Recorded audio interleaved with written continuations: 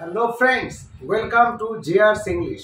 আজকে আমি যে ভিডিওটি নিয়ে এসেছি ভীষণ ইন্টারেস্টিং। দেখো, বোর্ডে দেখতেই পাচ্ছ যে সে আছে, তার আছে, আছে আছে, দুটোতেই আছে। তাহলে আমরা এখানে কি ভার্ব ইউজ করব? আবার দেখো, সে ছিল, তার ছিল, এখানেও ছিল, এখানেও ছিল। তাহলে আমরা এখানে কি ভার্ব ইউজ করব? আছে মানে ছাত্রদের কনসেপ্টে একটা ঢুকে আছে যে আছে মানে হলো হ্যাভ ভার্ব। তো আমরা এই চারটি যে সেন্টেন্স লিখলাম আমরা ভার্ব সহ, যে আছে আছে, ছিল ছিল, এটি আমরা অ্যাকচুয়াল কিভাবে সেন্টেন্সে ব্যবহার করবো বা এদের জন্য আলাদা আলাদা কি ভার্ব রয়েছে, তো সে নিয়ে আজকের আলোচনা। তবে মেন ভিডিওতে যাওয়ার আগে বলবো, যারা আমার চ্যানেল নতুন আসছো প্লিজ সাবস্ক্রাইব জেআরস ইংলিশ, এবং যদি ভালো লাগে ভিডিওগুলো অবশ্যই লাইক করবে এবং শেষ পর্যন্ত দেখবে, যাতে পুরো ভিডিওটা দেখার মাধ্যমে তুমি পুরোপুরি গ্রামারটা শিখে যেতে পারো। এবং সেই সঙ্গে বলবো শেয়ার করে বন্ধুদের মধ্যে, যাতে সকলে জানতে পারে। এবং অবশ্যই নোটিফিকেশনটা অন করে রাখবে, বেল আইকনটাকে, যাতে তুমি নোটিফিকেশনটা পেয়ে যাও এবং যে ভিডিও আমি আপলোড করবো সঙ্গে সঙ্গে তোমার কাছে চলে যাবে। সো চলো শুরু করি আজকের ভেরি ইন্টারেস্টিং ক্লাস। কিভাবে আমরা আছে এবং ছিল এটিকে আলাদা আলাদা ভাবে ব্যবহার করব সেটা নিয়ে। সো বন্ধুরা দেখো, এখানে আমি লিখেছি বি ভার্ব এবং হ্যাভ ভার্ব। আমাদের এই আছি বা ছিল এই যে জিনিসটা, এর সমাধান একমাত্র হবে আমাদের বি ভার্ব আর হ্যাভ ভার্বের সঠিক ব্যবহার জানার দ্বারা। যদি আমরা এই সম্পর্কে সঠিক কনসেপ্ট পেয়ে যাই, তাহলে কিন্তু আমাদের ওই ধরনের সেন্টেন্স লিখতে কোনো ভুল হবে না। দেখো, বি ভার্বের প্রেজেন্ট ফর্ম কি কি? বি ভার্বের প্রেজেন্ট ফর্ম অ্যাম, ইজ, আর।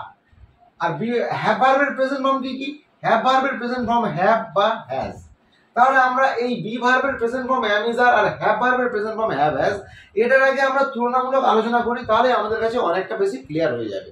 দেখো, ফার্স্ট আমরা বলছি অ্যাম, ইজ, আর, এটা হলো বি ভার্বের প্রেজেন্ট ফর্ম। এর মানে হলো হই, ফার্স্ট পার্সনে হই, সেকেন্ড পার্সনে হও এবং থার্ড পার্সনে হয়।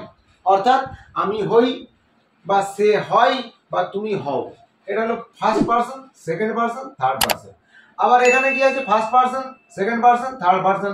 এই অ্যামিজার মানে আছি, অ্যামিজার মানে আছো, অ্যামিজার মানে আবার আছে।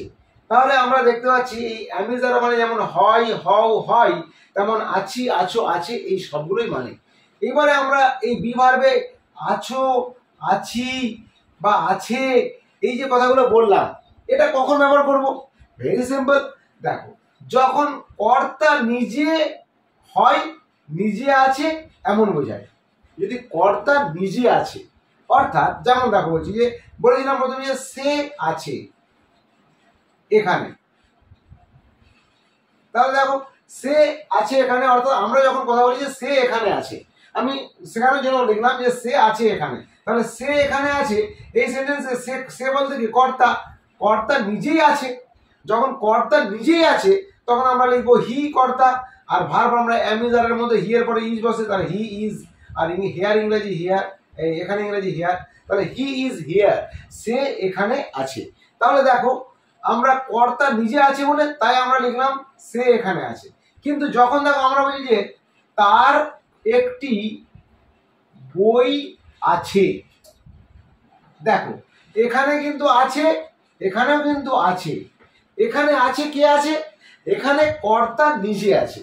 কিন্তু এই সেন্টেন্সে কি বললাম? তার একটি বই আছে, মানে তার আছে, অর্থাৎ কর্তার আছে। অর্থাৎ দেখো, কর্তার আছে। কর্তার যদি কিছু আছে বোঝাই, তখন আমাকে লিখতে হবে হ্যাভ ভার্বের প্রেজেন্ট ফর্ম, অর্থাৎ হ্যাভ বা হ্যাজ।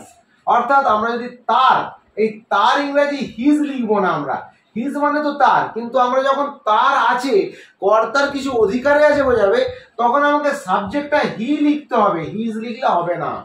হি লেখার পর আমাকে হ্যাভ হ্যাজ এর মধ্যে হ্যাজ আছে, তাহলে হি হ্যাজ কি আছে? একটি বই, হি হ্যাজ আ বুক।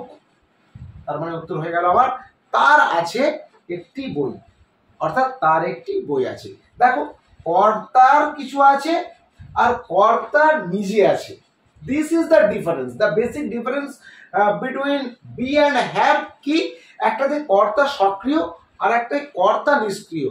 কর্তা সক্রিয় মানে কর্তা নিজেই আছে, নিজেই হয়, নিজেই ছিল। আর নিষ্ক্রিয় মানে কর্তার কিছু আছে, অর্থাৎ কর্তা সরাসরি নেই, কর্তার কিছু আছে বোঝাতে আমরা হ্যাভ ভার্ব ইউজ করি। So this is the difference, basic difference between this two. এবারে দেখো, আমরা এইভাবে যদি বলি যে আমি বিদ্যালয়ে আছি। তার মানে দেখো আমিটা কি কর্তা, কর্তা নিজে আছে, অর্থাৎ আমি নিজে আছি। তাহলে আমি ইংরেজি আই, আছি ইংরেজি, এখানে যেহেতু আয়ের পরে অ্যাম বসে প্রেজেন্ট টেন্স, আই অ্যাম আছি, আমি আছি কোথায়? বিদ্যালয়ে। I am in the school, আমি বিদ্যালয়ে আছি। I am in the school, বিদ্যালয়ে আছি। এবারে দেখো এখানে আবার আমি আরেকটা লিখে দিচ্ছি যে আমার একটি পেন আছে। তার মানে দেখো আমার আছে অর্থাৎ কর্তার আছে। আমার ইংরেজি তো আমরা জানি মাই, মাই মানে আমার, কিন্তু এখানে মাই লিখলে হবে না। এখানে মাইয়ের সাবজেক্ট কি? আমাকে আমাদের যে মেন সাবজেক্ট সেটা কি? আমি, আমি থেকে আমার। তাহলে এখানে আমাকে আমার আই লিখতে হবে এবং আছের জন্য আমাকে লিখতে হবে আই হ্যাভ, মানে আমার আছে। কি আছে? একটি pen, I have a pen. দেখো এখানে কর্তা নিজে আছে, এখানে কর্তার কিছু আছে। So this is the difference. এবারে দেখো আমরা প্রেজেন্ট টেন্সে বললাম এম ইজ আর, অর্থাৎ কর্তা নিজে আছে বা নিজে হয় বা নিজে হও বা নিজে আছি, নিজে আছো, নিজে আছে, এরকম হয়ে যাবে। আর পাস্ট টেন্স হ্যাভ ভার্বের প্রেজেন্ট টেন্সে দেখো আছে, অর্থাৎ কর্তার কিছু আছে। আমার আছে, তোমার আছে, তার আছে, আমাদের আছে, তোমাদের আছে, এগুলো বোঝাতে আমার হ্যাভ ভার্ব, যখন কর্তার কিছু আছে। এবারে আমরা যাব পাস্ট টেন্সে। পাস্ট টেন্সে কিরকম হবে চলো দেখে নিই। সো বন্ধুরা দেখো আমি লিখেছি পাস্ট টেন্সটা কি লিখেছি, দেখো বি ভার্বের পাস্ট টেন্স ওয়াজ বা ওয়ার। বি ভার্বের পাস্ট টেন্স ওয়াজ বা ওয়ার। এখানে দেখো ওয়াজ বা ওয়ার মানে কি? ফার্স্ট পারসনে ছিলাম, সেকেন্ড পারসনে ছিলে এবং থার্ড পারসনে ছিল। তাহলে ছিলাম, ছিলে বা ছিল, এটা বোঝাতে আমরা প্রেজেন্ট বি ভার্বের পাস্ট ফর্ম ইউজ করব। এখানেও কিন্তু সেই একই নিয়ম কাটবে, অর্থাৎ কর্তা নিজে ছিলাম, কর্তা নিজে ছিল বা কর্তা নিজে ছিলে, অর্থাৎ কর্তা নিজে পাস্ট টেন্সের ক্ষেত্রে, অতীতের ব্যাপার।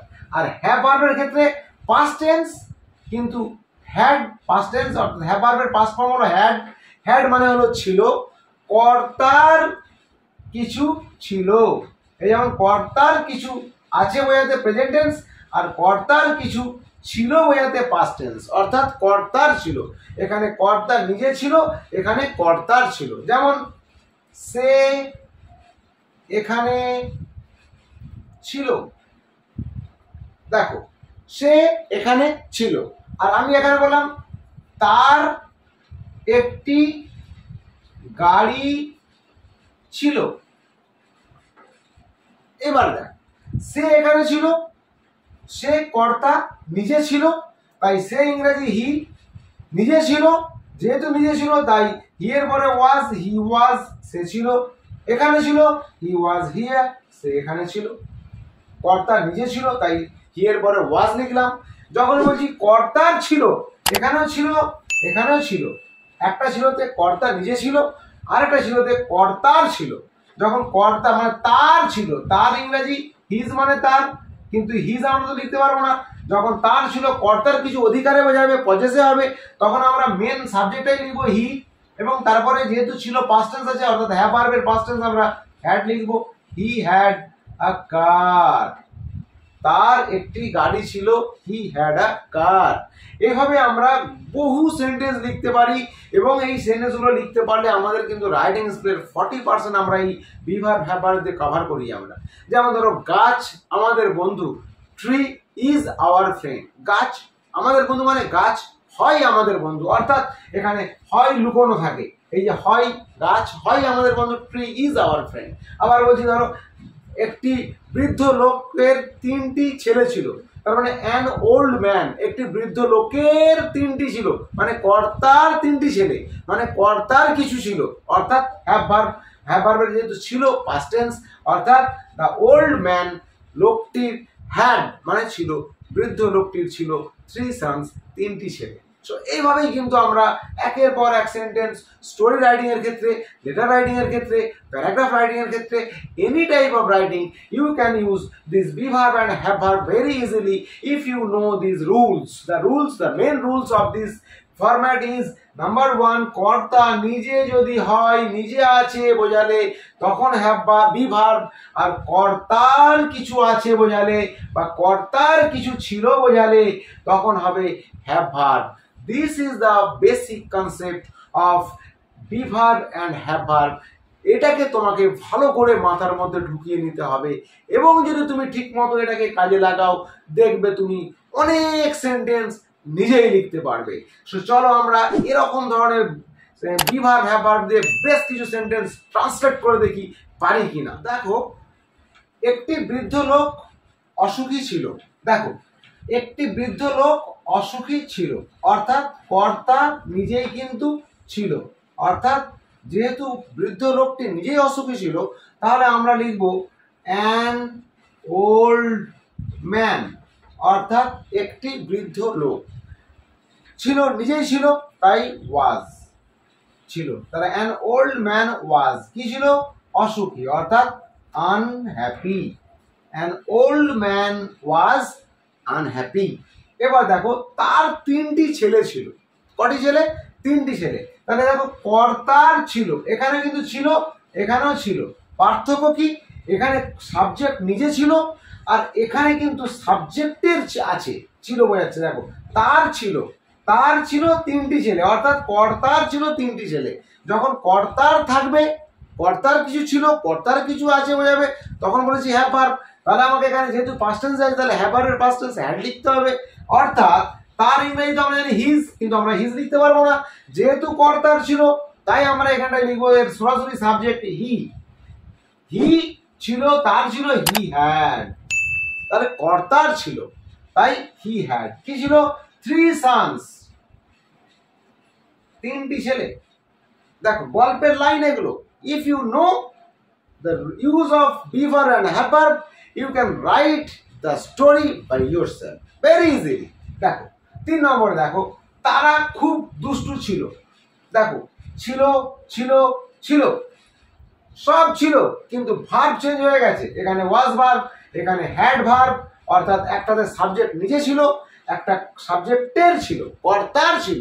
আবার দেখো, তারা খুব দুষ্টু ছিল, তারা সাবজেক্ট, তারা ছিল মানে তারা নিজেরাই ছিল, সেই জন্য এটা কি ভার্ব হবে?